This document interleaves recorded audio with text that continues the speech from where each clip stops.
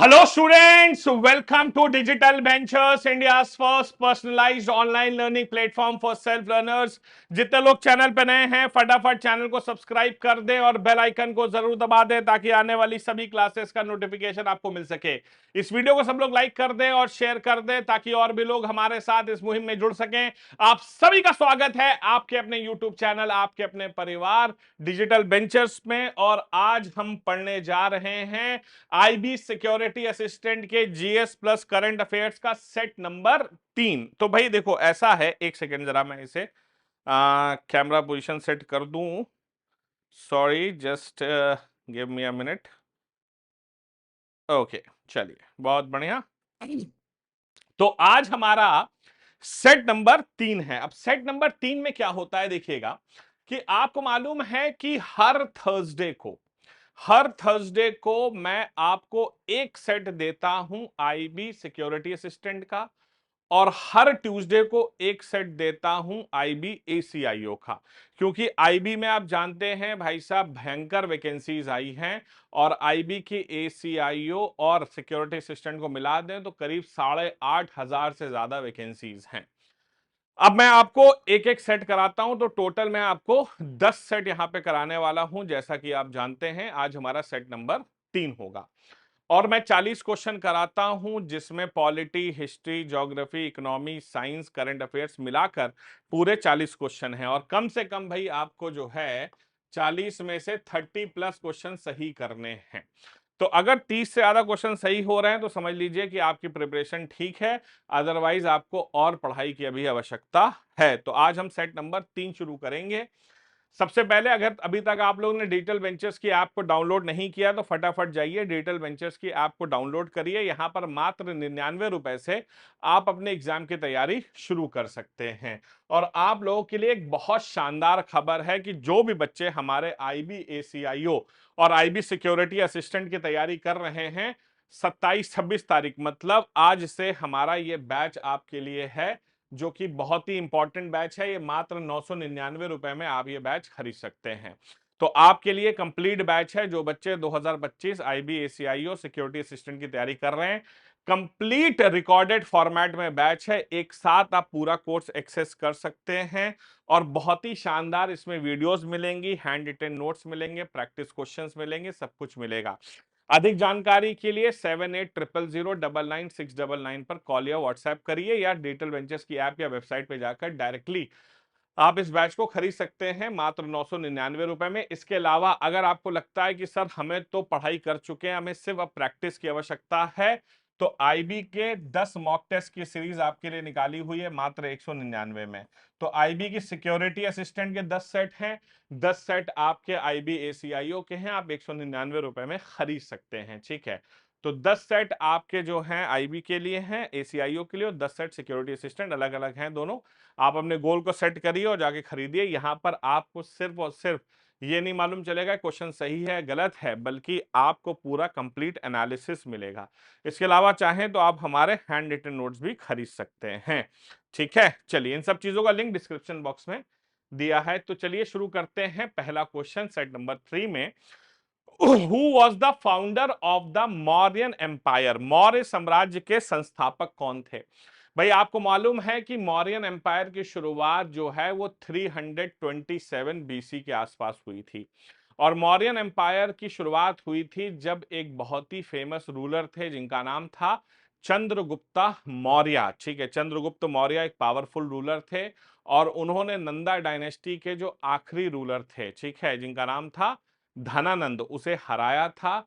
चंद्रगुप्ता मौर्य ने धनानंद को हराया था और मौर्यन एम्पायर की शुरुआत हुई थी। चंद्रगुप्ता मौर्य ने जो है धनानंद को हराने के लिए किसकी मदद ली थी? कौटिल्य, विष्णुगुप्ता या चाणक्य आप कह सकते हैं। तो राइट आंसर बी हो जाएगा, चंद्रगुप्ता मौर्य।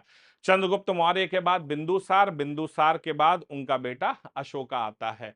बिंबिसार तो पहले मगध एम्पायर में आते हैं। ठीक है, बहुत बढ़िया, राइट आंसर इज बी। चलिए दूसरा question, tropic of cancer passes through how many Indian states? कर्क रेखा भारत के कितने राज्यों से गुजरती है? देखो भैया, अगर हम बात करते हैं ट्रॉपिक ऑफ कैंसर की, ये देखिएगा, ये हमारी ट्रॉपिक ऑफ कैंसर भारत में क्रॉस करती है, और ये जो है 23.5 डिग्री नॉर्थ पे क्रॉस करती है। वेस्ट टू ईस्ट की अगर बात करें तो सबसे पहला स्टेट आता है गुजरात, फिर आता है राजस्थान, फिर आता है मध्य प्रदेश, फिर आता है छत्तीसगढ़, फिर आता है झारखंड, फिर आता है पश्चिम बंगाल, फिर आता है त्रिपुरा और अंत में आता है मिजोरम।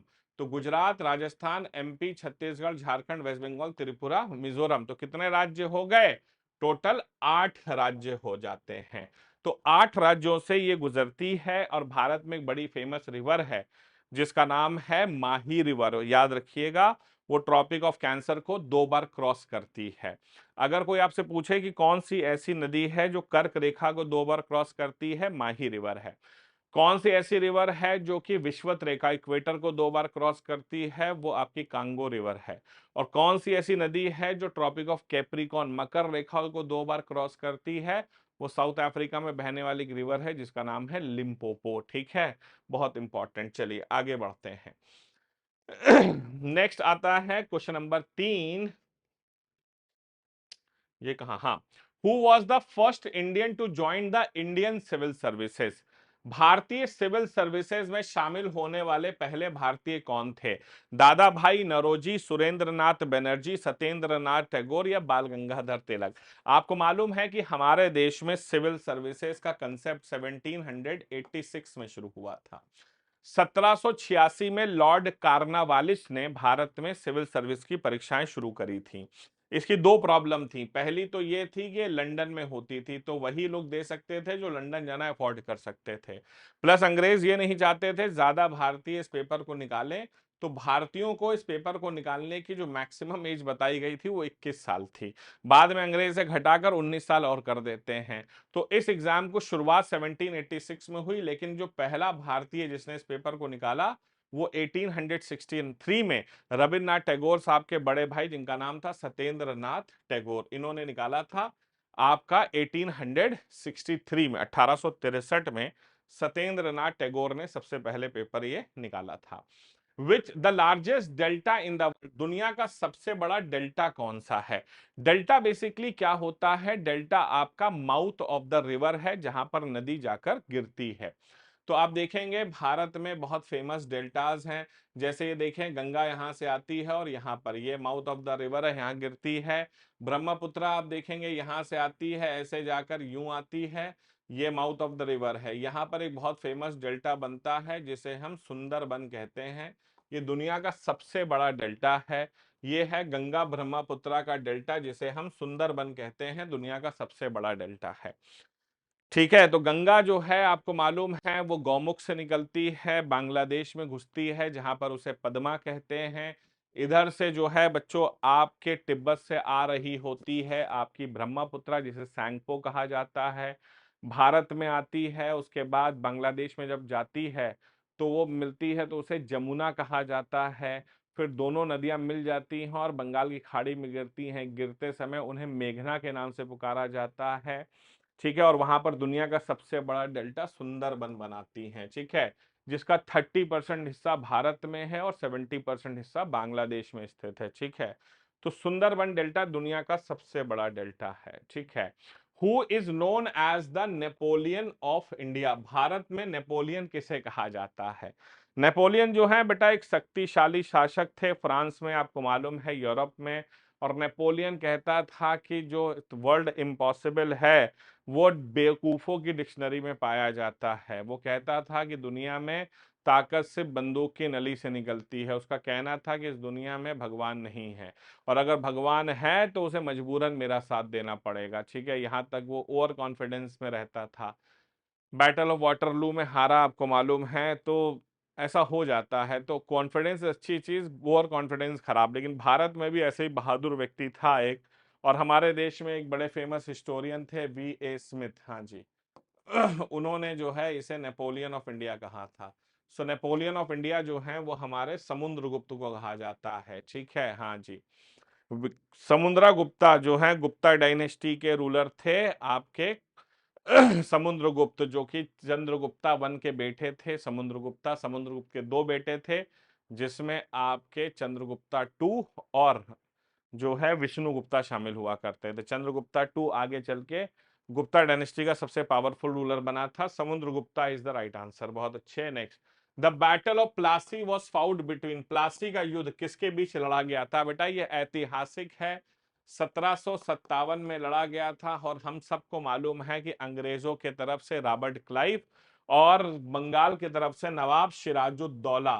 तो अंग्रेजों ने नवाब सिराजुद्दौला को बुरी तरह से बैटल ऑफ प्लासी में हराया था, क्योंकि नवाब सिराजुद्दौला का एक गद्दार सेनापति था जिसका नाम था मीर जाफर, और रॉबर्ट क्लाइव से जाकर मिल गया था और उसने सारा खराब कर दिया था काम। ठीक है, तो ब्रिटिश एंड सिराजुद्दौला के बीच में 1757 में लड़ा गया, डिसाइसिव था। यही कहते हैं कि भारत में ब्रिटिश कंट्रोल की शुरुआत होती है बंगाल से।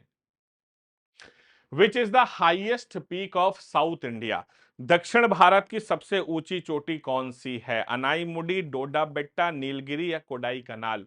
तो आपको मालूम है कि वेस्टर्न घाट्स जो हैं, आप देखेंगे कि साउथ इंडिया की अगर बात करते हैं तो यहां पर देखिए, यहां पर आता है आपका वेस्टर्न घाट्स, और वेस्टर्न घाट्स में जो है सबसे ऊंचा पीक 2895 मीटर अनाईमुडी, जो कि केरला में स्थित है। केरला में स्थित अनाईमुडी। तो हमारे देश में माउंटेन्स आप देखेंगे, ये वेस्टर्न घाट्स, इसका सबसे ऊंचा पॉइंट जो है अनाईमुडी, जो दक्षिण भारत का सबसे हाईएस्ट है। ये ईस्टर्न घाट्स है, ठीक है, हाँ जी। ईस्टर्न घाट्स में भी आपके जो हैं हाईएस्ट पॉइंट है। यहाँ पर आप देखेंगे नीलगिरी है, नीलगिरी का सबसे हाईएस्ट पॉइंट जो है डोडा बेट्टा है। यहाँ पर आप देखेंगे, यहाँ पर हमारे सतपुरा रेंजेस है, जहाँ पर सबसे हाईएस्ट पॉइंट जो है वो धूपगढ़ है। यहाँ पर सॉरी यहाँ पर जो है सतपुरा, सतपुरा का हाईएस्ट पॉइंट धूपगढ़ है। विंध्यास है, वहां पर आप देखेंगे अमरकंटक है। आप अरावली देखेंगे, जहाँ पे सबसे हाईएस्ट पॉइंट जो है आपका गुरु शिखर है। तो अगर दक्षिण भारत की बात करें तो भारत में सबसे हाईएस्ट पॉइंट अनाईमुडी 2895 मीटर, जो कि आपका कहाँ पे, केरला में है। The non cooperation movement was launched in which year, असहयोग आंदोलन की शुरुआत किस साल में हुई थी? आपको मालूम होना चाहिए, 1919 में अंग्रेजों ने भारत में एक बहुत ही घटिया कानून निकाला था। उस कानून का नाम था रोलैट्स एक्ट, ठीक है, जिसके तहत अंग्रेजों ने कहा कि अगर कोई भी भारतीय अंग्रेजों के खिलाफ षड्यंत्र करते पकड़ा गया तो हम जो है उस भारतीय को अरेस्ट करेंगे बिना किसी चार्ज के, उसे जेल में डालेंगे, और 2 साल तक बिना किसी मुकदमे के उसे जेल में डाल सकते हैं। इसका विरोध, और अंग्रेजों ने इसके तहत क्या किया, पंजाब में 2 बड़े फेमस लीडर्स हुआ करते थे, डॉक्टर सत्यपाल और सैफुद्दीन किचलू खान, इन दोनों को अरेस्ट कर लिया, जिसका विरोध करने के लिए 13 अप्रैल 1919 को लोग जलियांवाला बाग में इकट्ठा हुए थे, जहां पर ब्रिगेडियर जनरल रेजिडेंट डायर ने गोलियां चलवाई, जिसमें 1581 बेकसूर भारतीयों की जानें गईं। इसके बाद 1920 में सितंबर में गांधी जी ने एक नया आंदोलन निकाला जिसका नाम था असहयोग आंदोलन, जिसकी शुरुआत गांधी जी ने कलकत्ता से की। गांधी जी ने कहा कि भैया अंग्रेजों का सहयोग बंद कर दो, कोई बच्चे स्कूल ना जाएं, कोई सरकारी लोग ऑफिस ना जाएं, कोई भाई अंग्रेजी सामान ना खरीदे, उनको पूरी तरह से बॉयकॉट कर दो, ठीक है। असहयोग आंदोलन 1920 में गांधी जी ने कलकत्ता में लॉन्च किया था। Which state of India has the longest coast line? देखिए, अगर हम बात करते हैं तट की, तो भारत में टोटल कोस्ट लाइन 7515 किलोमीटर के आसपास की है। तो भारत में टोटल जो समुद्री रेखा है वो 7500 किलोमीटर की है। अगर कोस्ट की बात करें तो ये आप देखेंगे, ये भारत की पूरी कोस्ट है, जहां पर गुजरात है, महाराष्ट्र है, गोवा है, कर्नाटक है, केरल है, तमिलनाडु, आंध्र प्रदेश, उड़ीसा और पश्चिम बंगाल, ये शामिल हैं हमारे देश के 9 राज्य जो कि कोस्टल हैं, जिसमें सबसे बड़ी कोस्ट जो है वो हमारे गुजरात में है। गुजरात में कोस्टल बाउंड्री सबसे बड़ी है, करीब करीब 1600 किलोमीटर की कोस्टल बाउंड्री है। Next, which river is called as the sorrow of Bihar? Bihar का शोक, असल में देखो होता क्या है, पहले जमाने में बांध वगैरह नहीं होते थे, और डैम्स नहीं होने के वजह से रिवर जो है वो क्रॉस कर जाती थी फ्लड प्लेन को, और बेसिकली जो है रिवर तबाही मचाती थी। जैसे बंगाल में जो है दामोदर रिवर को सौर ऑफ बंगाल कहा जाता है। चाइना में जो है हुआंग हो को, ठीक है, सौर ऑफ चाइना कहते हैं। वैसे ही भारत में बिहार में जो सौर ऑफ बिहार है वो है आपकी कोसी रिवर। कोसी रिवर जो है सौर ऑफ बिहार के नाम से जानी जाती है। Kosi, sorrow of Bihar, floods के वजह से। Which gas is known as laughing gas? कौन सी गैस को हंसाने वाली गैस कहा जाता है? Carbon dioxide, nitrous oxide, methane या ओजोन? आपको मालूम है, आपको लाफिंग सेंसेशन होती है इस गैस के एक्सपोजर में आने पर। ये N2O है, नाइट्रस ऑक्साइड जो है, इसे लाफिंग गैस कहा जाता है। B is the right answer. हाँ जी। How many members are nominated to the Rajya Sabha by the president? राष्ट्रपति राज्यसभा में कितने सदस्य नामित करते हैं? तो अगर राज्यसभा की बात करें तो हमारे देश के राष्ट्रपति जो हैं वो टोटल 12 सदस्यों को राज्यसभा में नॉमिनेट कर सकते हैं जो अपने क्षेत्र के दिग्गज हों। सचिन तेंदुलकर, रेखा अनुवागा, मणिशंकर अय्यर, शबाना आजमी, मैरी कॉम, केटीएस तुलसी, रंजन गोगोई जैसे सदस्य जैसे आपने सुने होंगे। ठीक है, हाँ जी।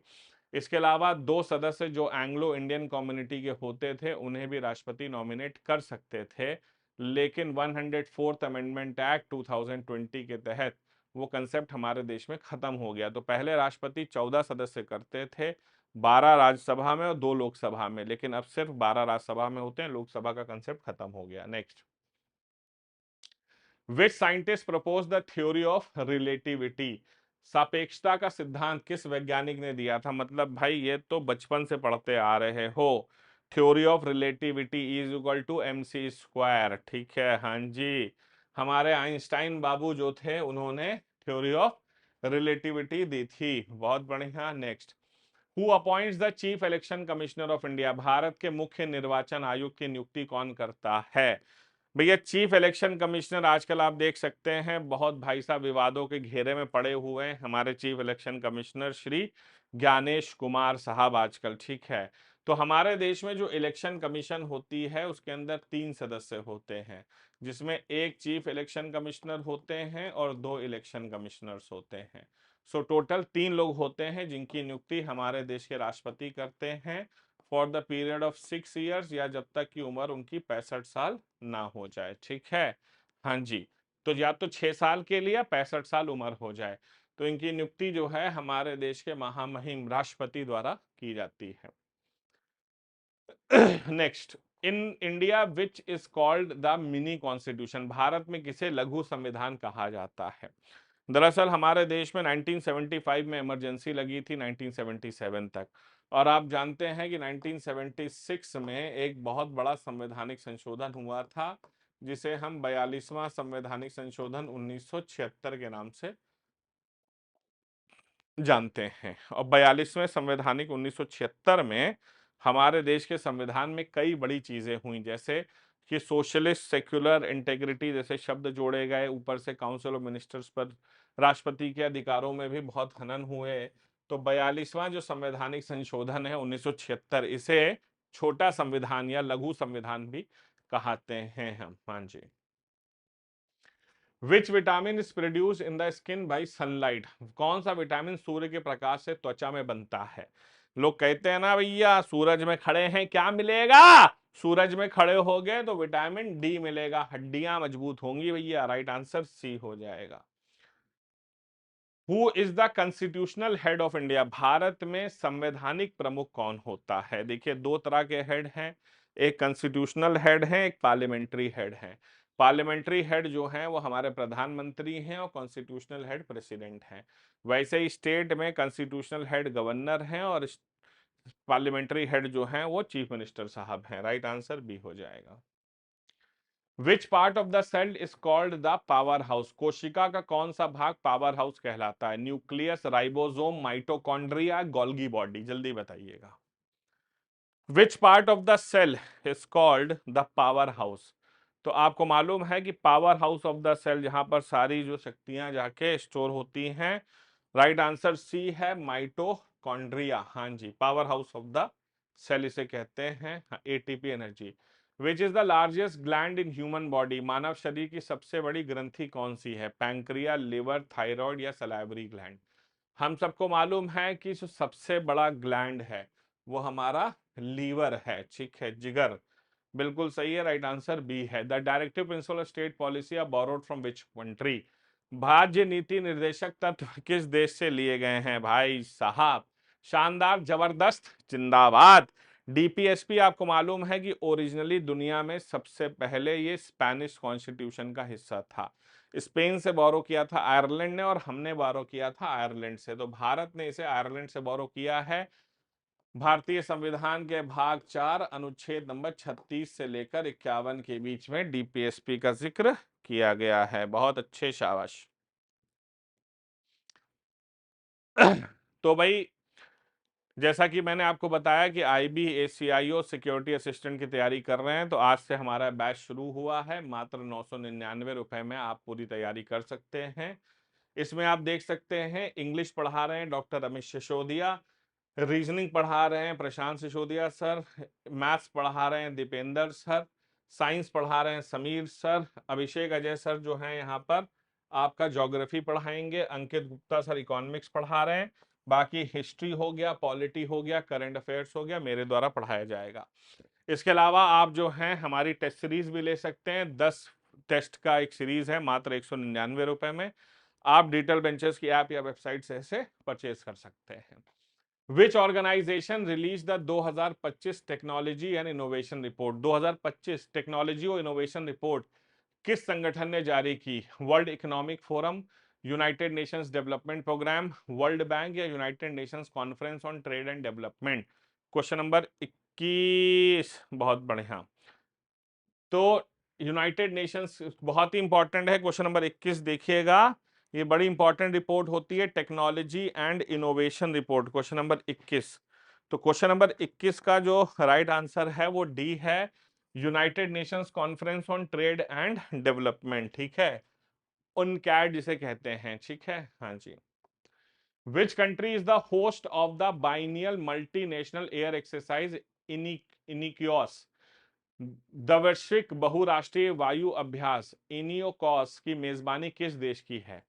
तो इनियोकॉस, इसकी मेजबानी किस देश ने की है? राइट आंसर है Greece.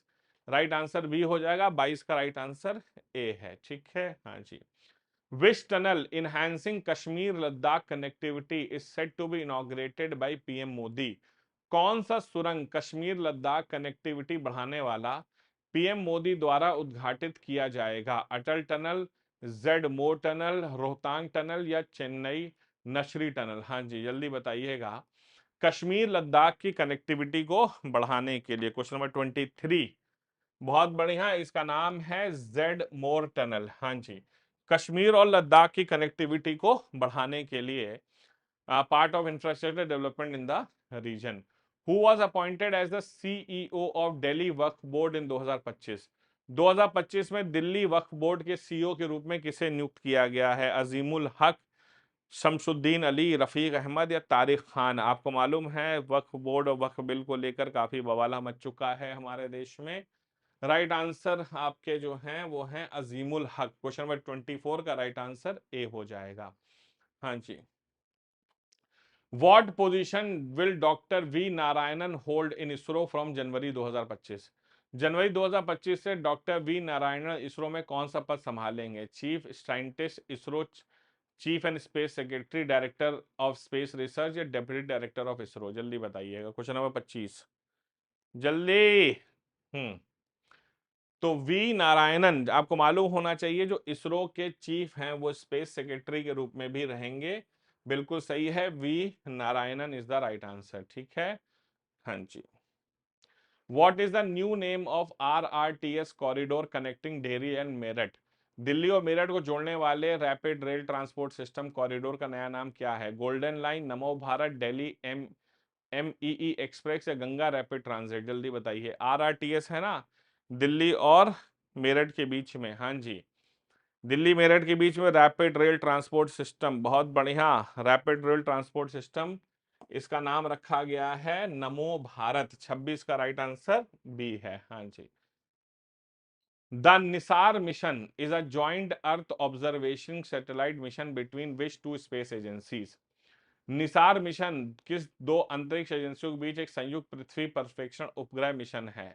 NASA and ISRO, ISRO and एसा, जाक्सा एंड CNSA या नासा एंड ESA? तो निसार मिशन आपको मालूम होना चाहिए अर्थ ऑब्जर्वेशन सैटेलाइट है, ये किसका ज्वाइंट मिशन है? तो बच्चों ये आपका ISRO, Indian Space Research Organisation, plus आपका NASA, National Aeronautics and Space Administration. ISRO जिसकी शुरुआत 1969 में हुई थी, हेडक्वार्टर्स जो हैं बैंगलोर में स्थित हैं।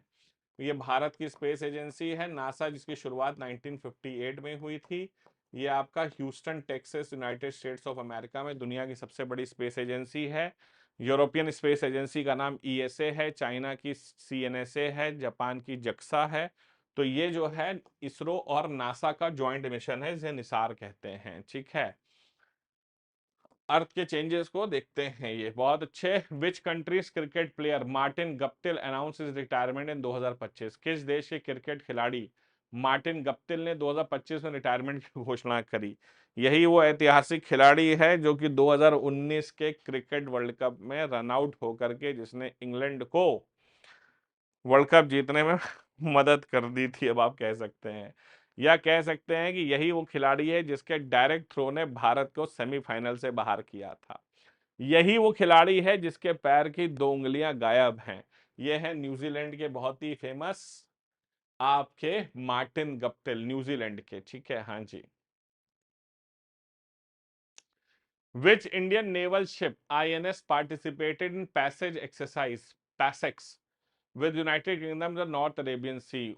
2025 में उत्तर अरब सागर में यूनाइटेड किंगडम के साथ पासेज एक्सरसाइज में किस भारतीय नौसैनिक जहाज ने भाग लिया था? Question number 29। INS Vikrant, INS Tabar, INS Kolkata या आईएनएस शिवालिक? ठीक है, हाँ जी। पैसेक्स एक्सरसाइज है इंडिया और यूनाइटेड किंगडम के बीच में। इसमें किस जहाज ने हिस्सा लिया था? Right answer is INS Tabar. ठीक है, ये स्टेल्थ फ्राइगेट है participate in PASSEX along submarine P-81 aircraft in north Arabian sea. What theme was announce for Pravasi Bharatiya दिवस 2025? 2025 के प्रवासी भारतीय दिवस का विषय क्या घोषित किया गया? प्रवासी भारतीय दिवस आपको मालूम है हर साल 9 जनवरी को बनाया जाता है, क्योंकि वो ऐतिहासिक दिन है 9 जनवरी 1915, जिस दिन गांधी जी साउथ अफ्रीका से लौटे थे। ठीक है, तो प्रवासी भारतीय दिवस 2025, क्वेश्चन नंबर 30, क्वेश्चन नंबर 30 का राइट आंसर बी हो जाएगा, डायस्पोरास कंट्रीब्यूशन टू अ विकसित भारत। हाँ जी, डायस्पोरा कंट्रीब्यूशन टू द विकसित भारत, बिल्कुल सही है। Next, world day against child labour is observed every year on which day? विश्व बाल श्रम विरोधी दिवस हर साल किस दिन मनाया जाता है? 9 जून, 10 जून, 11 जून, 12 जून? Question number 31, question number 31। तो world day against child labour, right answer जो है डी हो जाएगा, 12 जून को मनाया जाता है। ठीक है, हाँ जी, इंटरनेशनल लेबर ऑर्गेनाइजेशन द्वारा। ठीक है, mount Etna that was recently seen is volcanic eruption located in which country? भैया ये बहुत फटता है और बहुत खतरनाक है। माउंट एटना, माउंट वेसुवियस, ये दोनों बहुत ही फेमस सिलिसी आइलैंड है, वहां पर स्थित हैं। और ये आज से नहीं भैया, प्राचीन समय से फटते हुए आ रहे हैं, लोग इनसे बहुत दूर रहते हैं हमेशा। ठीक है, माउंट एटना और माउंट वेसुवियस, ये दोनों सिलिसी आइलैंड है जो कि आपका इटली में है। Italy is the right answer, right answer A हो जाएगा। Most active strata volcano UNESCO world heritage site भी है। Igla S is a man portable air defence system, man pads, developed by which country? Igla S एक man portable defence system किस देश द्वारा विकसित किया गया? Russia, China, France, India? जल्दी बताइए। इग्ला एस, क्वेश्चन नंबर 33, एक man portable air defence system है जिसे बनाया है आपके रूस ने, रशिया ने। ठीक है, Russian man pad design to target low flying aircraft, drones and cruise missile. ठीक है, what is the name of initiative launch by ministry of home affairs to eradicate Naxalism and Maoist ideology? नक्सलवाद और माओवादी विचारधारा को समाप्त करने के लिए गृह मंत्रालय द्वारा शुरू की गई पहल का क्या नाम है? ऑपरेशन प्रहार, ऑपरेशन कागर, ऑपरेशन शक्ति, ऑपरेशन विजय? क्वेश्चन नंबर 34, बहुत बढ़िया। तो नक्सलिज्म और माइस्ट, ठीक है, आप आईबी में जाएंगे तो आप देखेंगे आपको भी ऐसी समस्याओं से जूझने को मिलेगा। राइट आंसर है ऑपरेशन कागर। ठीक है, हाँ जी। Maoist insurgency, radiology, military action, surveillance and development outreach. Which Indian state recently launch the Parth योजना? हाल में ही किस भारतीय राज्य ने पार्थ योजना लॉन्च की है? UP, MP, Rajasthan, Gujarat. ये पार्थ योजना लॉन्च की है मध्य प्रदेश ने। ठीक है, to enhance welfare programmes and improve livelihood. तो वेलफेयर प्रोग्राम्स को बढ़ाया जाएगा और लोगों के जीवन को और बेहतर बनाया जाएगा। ठीक है, हाँ जी। What is the new lending restrictions updated by RBI for आशीर्वाद माइक्रो फाइनेंस?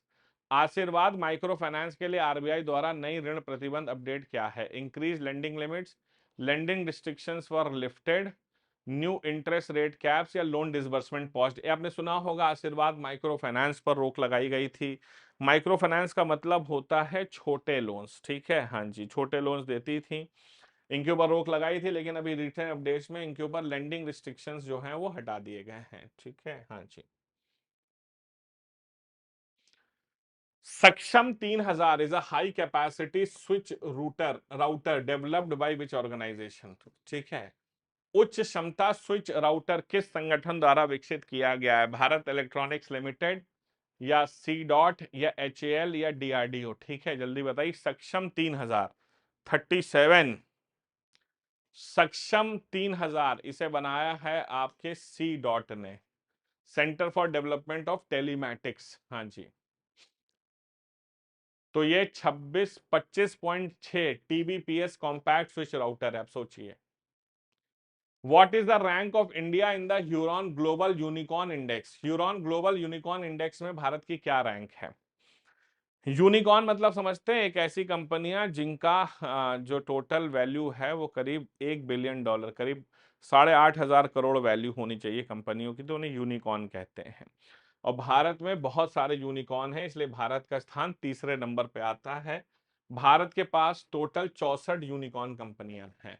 यूएसए में 758 हैं, चाइना में 343 हैं। ठीक है, तो आप सोचिए कि भारत में टोटल 64 यूनिकॉर्न कंपनियां हैं, ऐसी कंपनियां जिनकी वैल्यू 8,500 करोड़ से ज्यादा, $1 बिलियन से ज्यादा है। What is the title of the resolution introduced by India at Ramsar COP15 held in Zimbabwe? Zimbabwe में आयोजित रामसर COP15 में भारत द्वारा प्रस्तुत प्रस्ताव का शीर्षक क्या था? Promoting water security for all, mission wetland a clean future, promoting sustainable lifestyle for wise use of wetlands, responsible tourism and wetland protection। 39। ठीक है, तो भारत ने कहा promoting sustainable lifestyle for wise use of wetlands. Wetlands होते हैं ना वो पानी वाली जगहें जो कि इनकी इंपॉर्टेंस बहुत ज्यादा होती है, जोग्राफिकल इंपॉर्टेंस। ठीक है, हाँ जी। रामसर कन्वेंशन हुआ था ईरान में, तो हर साल 2 फरवरी को जो है वर्ल्ड वेटलैंड डे भी मनाए जाते हैं। Typhoon Comay recently hit which country? Typhoon Comay हाल में ही किस देश में टकराया? Japan, Philippines, China, none of the above. Question number 40। Right answer बेटा चाइना है। वहां पे टाइफून कहते हैं, आपको मालूम होना चाहिए। तूफान जो होते हैं ना उनको अलग अलग जगहों पे अलग नामों से बुलाते हैं। जैसे इंडियन ओशियन में जब आता है तो हम तूफान को साइक्लोन कहते हैं। साउथ चाइना सी जापान में आता है तो वहां टाइफून कहते हैं। ऑस्ट्रेलिया में आता है तो विली विली कहा जाता है। ठीक है, हाँ जी। अगर वो कैरेबियन सी में आता है तो उसे हम हुरिकेन्स कहते हैं। ठीक है, अगर वो अटलांटिक वाले पोर्शन में आता है तो वहां पे टॉर्नेडोस कहते हैं। कैलिफोर्निया कोस्ट पे उसको ट्विस्टर के नाम से पुकारा जाता है। राइट आंसर चीन में आया था, को में। हाँ जी। तो ये हो गया आपके 40 क्वेश्चन। उम्मीद करता हूं कि आपके 30 प्लस क्वेश्चन सही हुए होंगे। अगर नहीं हुए हैं तो भैया ये बैच ज्वाइन कर लो। 999 रुपए में आपके लिए बैच है, कंप्लीट कवरेज है इसमें। ठीक है, इसमें आपका English, reasoning, math, GS, current affairs सब कुछ कवर है। 999 रुपए का कंप्लीट रिकॉर्डेड बैच है, आप जाके डायरेक्टली इसे खरीद सकते हैं। ठीक है, और ये हमारी टेस्ट सीरीज है, 199 रुपए में आप इसे भी खरीद सकते हैं। और अगर अभी तक डिजिटल वेंचर्स की ऐप को डाउनलोड नहीं किया है, फटाफट जाइए डिजिटल वेंचर्स की ऐप को डाउनलोड करिए। ये हमारा Instagram channel, YouTube, Telegram, Facebook, और ये हमारा हेल्पलाइन नंबर 7800099699 पर आप हमें कॉल या व्हाट्सएप भी कर सकते हैं। क्लियर है भाई? तो अपने मार्क्स हमें जरूर बताइएगा कि कितने आए हैं, ताकि मुझे मालूम चले कि तैयारी कैसी चल रही है। मिलते हैं अगली क्लास में सेट नंबर 4 के साथ। Do take care of your cells. जय हिंद, जय भारत, वंदे मातरम। Thank you.